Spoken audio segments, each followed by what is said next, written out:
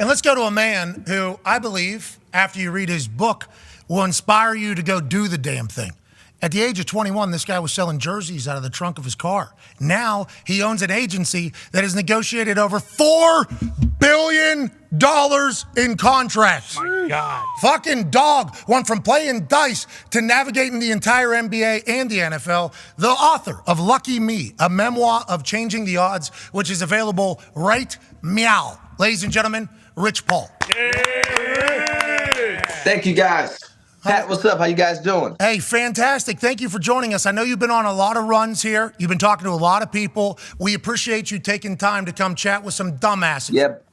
There's only one Pat McAfee, though, so it's all good. Hey, that's too many, some people think, but the fact that this got you on the show, I'm very grateful for that. Let's dive in. I read up on you a lot. Now, I don't think I've known the full backstory about you. I've known that you've existed, though, and been dominating, if that makes sense. So as I was looking into this to kind of talk to you about your book, you might be the greatest hustler in the history of America. From dice and selling jerseys to now being a guy who owns an agency with over $4 billion in negotiated contracts only at the age of 41. Do you see yourself that way? Do you think because you are a hardworking hustler that you're able to navigate everything? How have you made it all look so easy, seemingly from the outside looking in through this whole process? Yeah, well, looks can be deceiving for sure, but no, just through hard work. I think, when you read the book, some of the things you read in there is what shaped me. And we didn't have time to celebrate wins per se. We didn't have time to be complacent. You had to make a way. It wasn't a plan. I didn't have an estate or anything like that or trust. I had to make a way. And so in this position I'm in today, it's the same mentality, it's no complacency. Definitely an ultimate hustler. But there's some great ultimate hustlers out there as well. And so yes. I just want to continue down that path. But more importantly, I wrote the book to give that insight, to share those experiences with people that may feel as if there may not be a chance for them to be successful, and to help them understand the importance of decision making and help them understand that you don't just have to learn out of a textbook, or you don't have to have a certain degree to be successful. And so hopefully, as people read the book, they take that with them. Go ahead, AJ. What about now? I know early on you said you didn't have time to celebrate wins or anything like that. Are you able to look around every once in a while and realize, like, wow, it's a pretty cool thing that I have built around me and that you're continuing to grind every day? I beat the game. Yeah, but not in a celebratory way. I celebrate the growth of other people within my company as well. I started the company. It was just myself and a young lady named Fair Left, and we played every role. We were communications, we were marketing, we were client services. And then to see some of the people that started with us in that office today have their own clients, and I don't have to call and double and triple check about things being done the right way. They've taken the bull by the horns. So that growth is something I'm extremely excited about. But yeah, I do look around, AJ, and I'm appreciative for sure. I'm thankful for sure. And obviously growing up with a dad like I had in my community, I was lucky to have that, the good and the bad of it, because you need all of it to be complete, to be whole. And so, yeah, and obviously a big football fan. So, I played every sport, thought I was going to be a state champion. I'm sorry, an NFL or NBA player. I wasn't, but I was a state champion. I won the last state championship in St. John's Arena, and the first in the shot. Hey, is that good? I don't know. You tell me. That's great. Yeah, I agree. Yeah, I'm talking for you. I'm talking for you there. Yeah, 100%. Which sports? That's great. Which sports did you play? In basketball, I went to a school called Cleveland Benedictine, but I'm from an area called Glenville that produced Ted Ginn Jr., Dante Whitner, Marshawn Lattimore, Troy Smith, Pierre Woods, Frank Clark, Hardy, that's on the Jets. The list goes on and on and on. So I come from that richness of sports for sure. Well, let's talk about you cracking into the sports world. Or the football world. You have Jalen Hurts, Dahn, Myles Garrett. Who else? Quinnen Williams, D-Hop. Quinnen Williams, Quincy Williams, Breece Hall, Bryce Hall, Jermaine Johnson, Chase Young.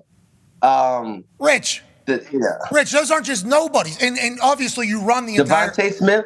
No, those are real guys. Our rookies this year, Brian Branch, Bijan Robinson, Will Anderson, to name a few.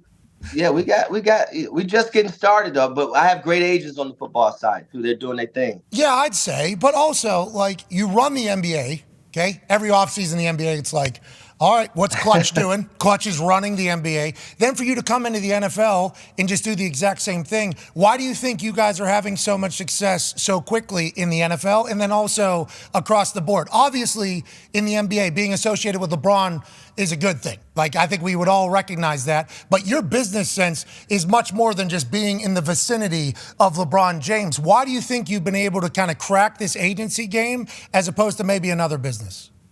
I think because I think athletes always look for what we have to offer, but it just wasn't available to them. And we all know, I mean, AJ, you went through the process and hiring an agent and things like that. Yours was probably a little bit different what you was looking for. But when I started the company, what I saw in the space was there wasn't a brand our brand is culturally recognized today, I mean, globally recognized today. There wasn't agents that had the capability of not just focusing on negotiating the deal and the transaction, but also developing the player and the person within. And so I wanted to build something that really focused on that. I think basketball was craving for it then, and now football is starting to crave for it. Because if you go to these certain schools, these guys don't know that I can sign with another agent. They think, I can only sign with the agent that represents my coach. And the coach puts them in the room early and they meet the parents. And this is this whole game that they've been playing for a long time.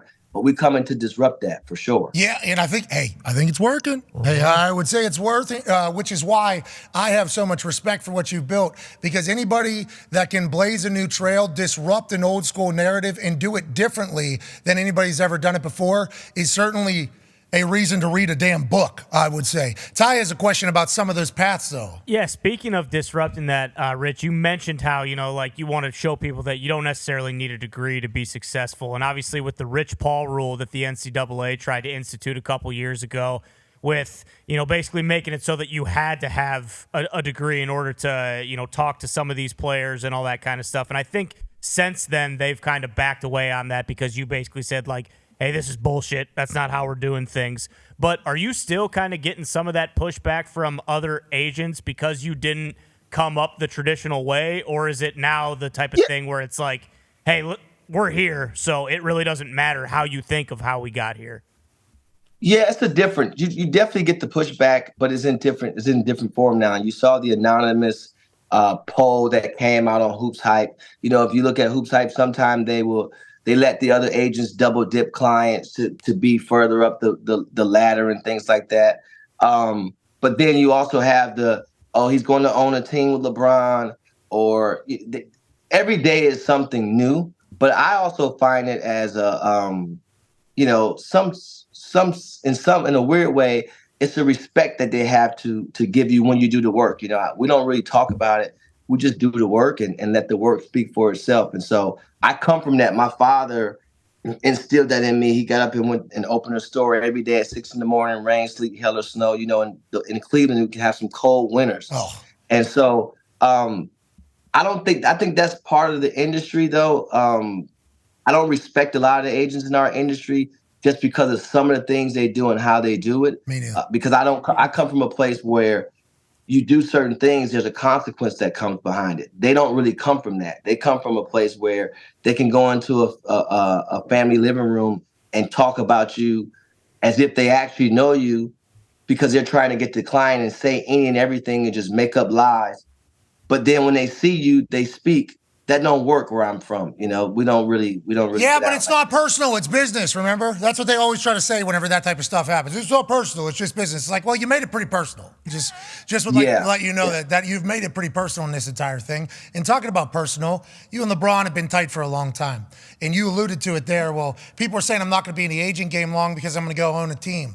Obviously, you have to think about that being a potential reality, right? Because there's only so many owners in professional sports. Have you thought about that? No, I don't want to own a team. That'll hinder me. I plan on diversifying my portfolio and attaching different verticals of the business. I don't have enough money to own a team, so let's just start there.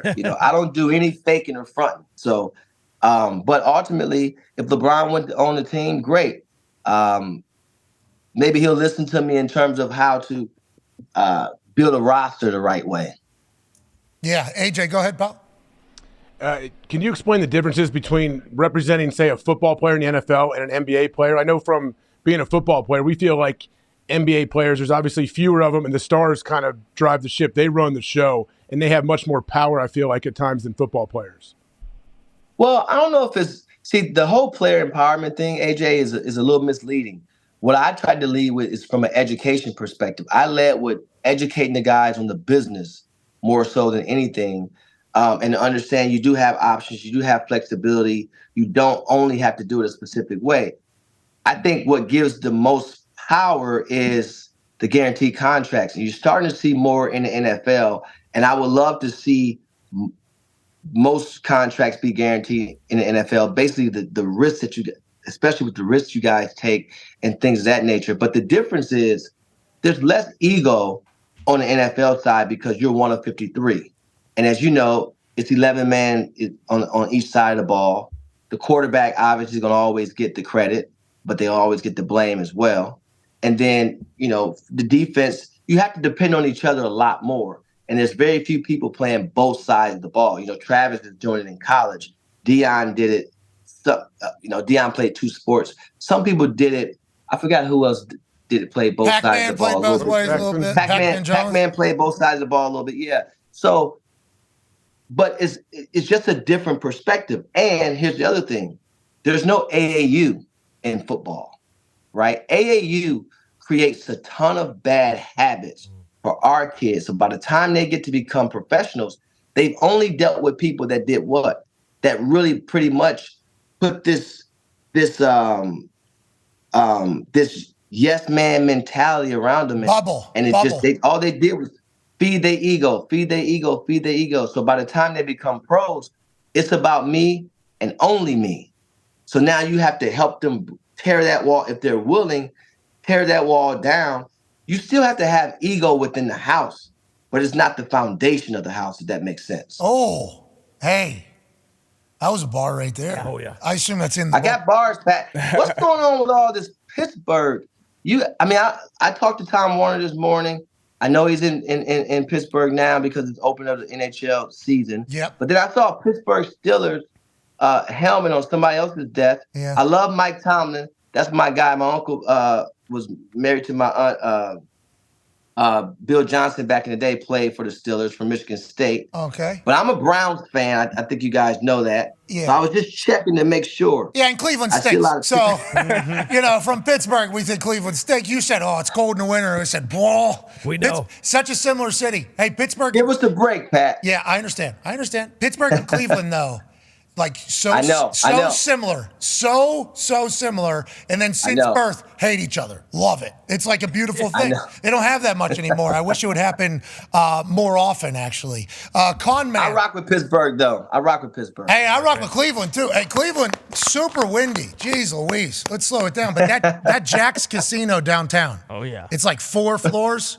Winners walking out of there. Mm-hmm. Now, not a lot of winners walking out of the Pittsburgh casino. No. The Cleveland casino, a lot of smiles coming out of Jack's Casino. You don't see that in Pittsburgh. They got the game cooked. Connor has a question for you. Yeah, Rich, a big part of the NBA contracts are kind of like the escalators and the max contracts based off of, All-Pro, NBA, and some of those type of awards, MVP and stuff.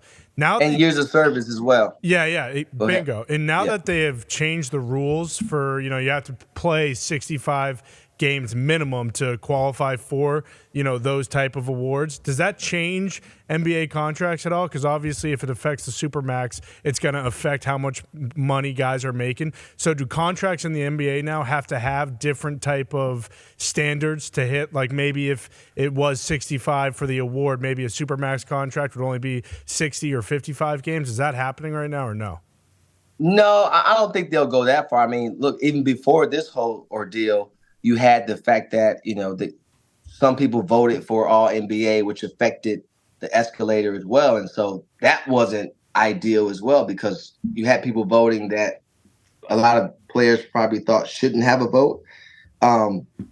But what I think it'll do is, I think, the league is trying to protect the integrity of the game and stop stars from sitting out so much. It's tough. I don't think guys want to sit out. I think teams try to protect the players from themselves. It's a lot of data being done and analytics being done on just the body and injury and so teams have more insight now than ever before.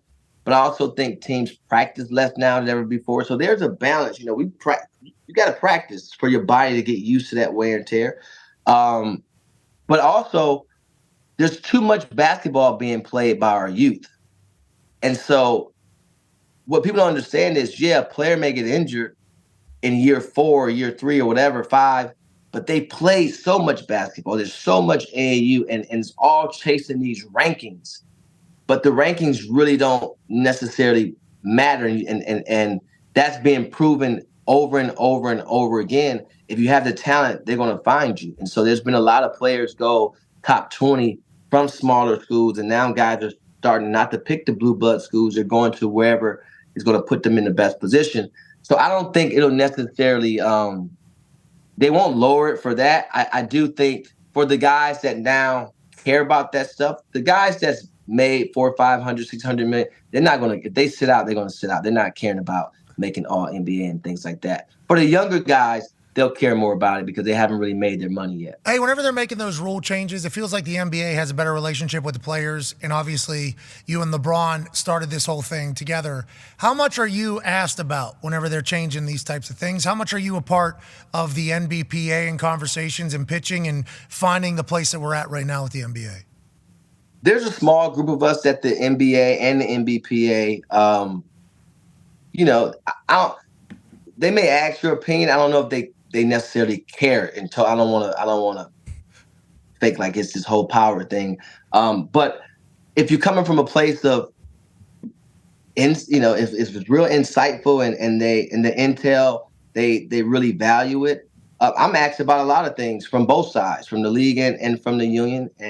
But I handle it in a respectful way. But it's a small group of us that's been around for a while. You run the NBA. We know. Yeah, that's exactly what I said. I think the agents need to be more involved on a lot of the decisions, especially from the union side. And we talk a lot about that. But both the union and the league does spend a lot more time in a very informative way to get insight and opinions. Yeah, it feels like they have a better relationship than the NFL and the NFL people for sure, but they should be taking your opinions and ideas. You're working with half the league, it feels like at this point. Darius has a question for you, Rich. Yeah, but you've been pretty much, synonymous with the NBA when it comes to agent, just like, Scott Boras and like the MLB. You talked about diversifying your portfolio.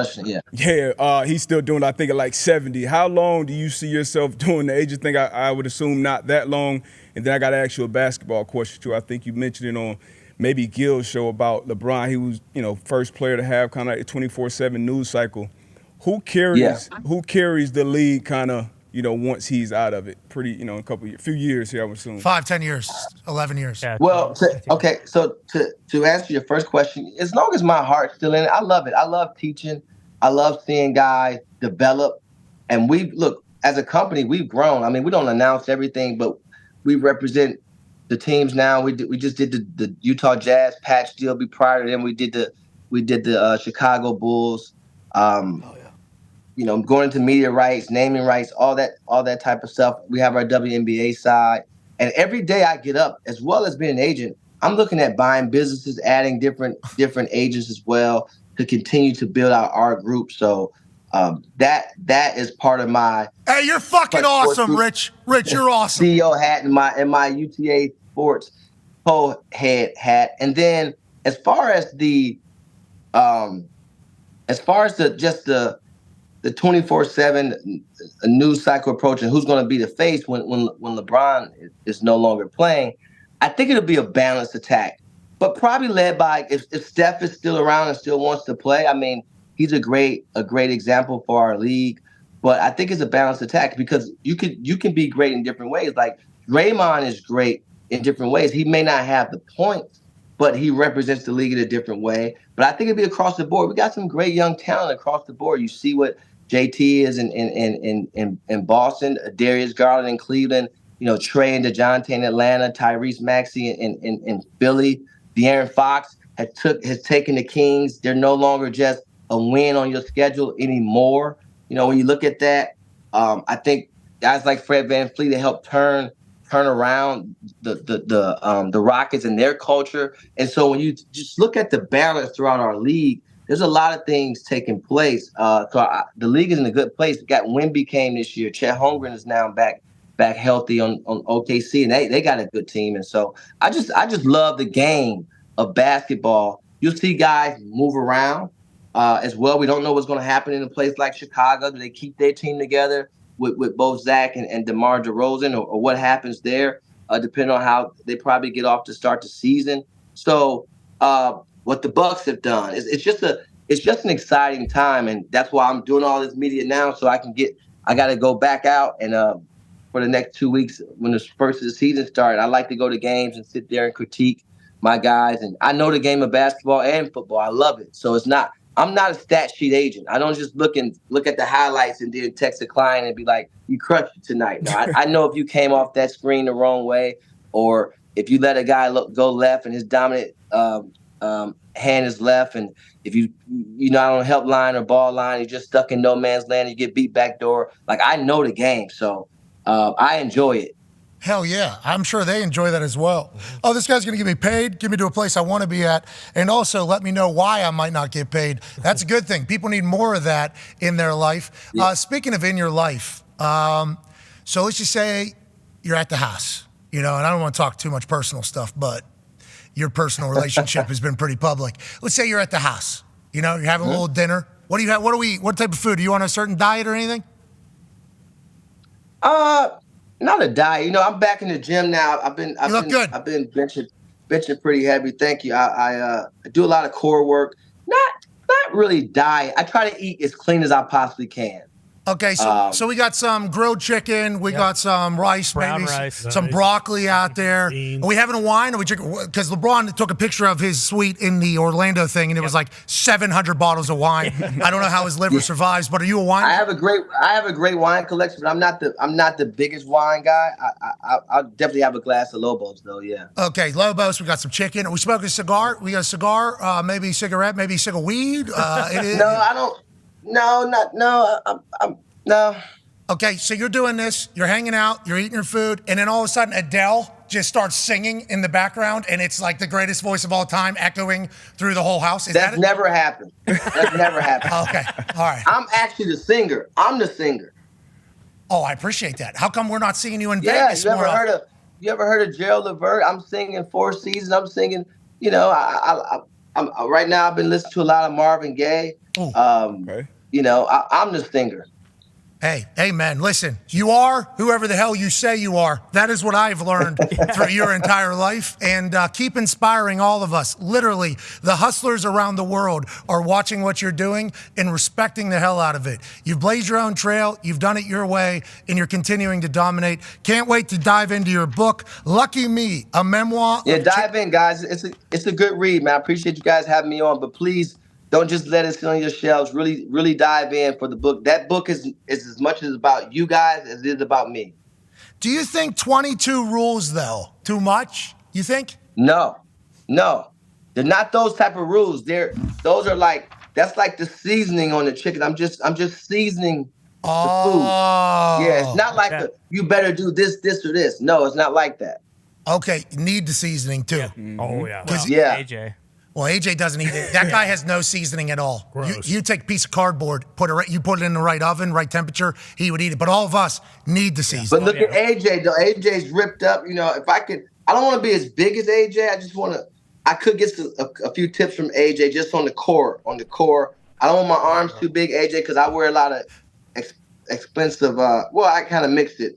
I love the stars, and I mix your my arms will never be too big. Yeah, your arms would look good in that shirt if it was too tight. I know all your stuff is custom. You got tons of money. You get custom clothes cut to you. Yeah, I gotta send you guys some Clutch Athletics. We're in the Dick's Sporting Goods in Pittsburgh, Pat. We're on NewBalance.com. We're in Foot Locker. We're in DTLR. We're in Snipes. We're in JD Sports. See, you don't know about that. That's totally separate from the representation business. It's a sports performance, a brand with style. and functionality, and we're headed back into the communities. And so I'm really passionate about that as well. And we're partnering with New Balance. New Balance does all our manufacturing distributions. We're co-branded, and I'm gonna send you guys some product for sure. Hell yeah, we'd love that. We just announced Will Anderson, but see, this is just us kind of like the appetizer. Now you'll get our first real season that we've built out, and so it's great. All this from being great. I'm excited about it. All this from being a dice player, huh? That's what I heard. I'm hustling, man. Yeah, all this from just my dad taught me how to shoot dice when I was 8 years old. Just in case I ever got laid off, he told me these were the tools that'll get me between me being laid off and my next job. And so he taught me how to shoot dice, and he taught me how to play cards.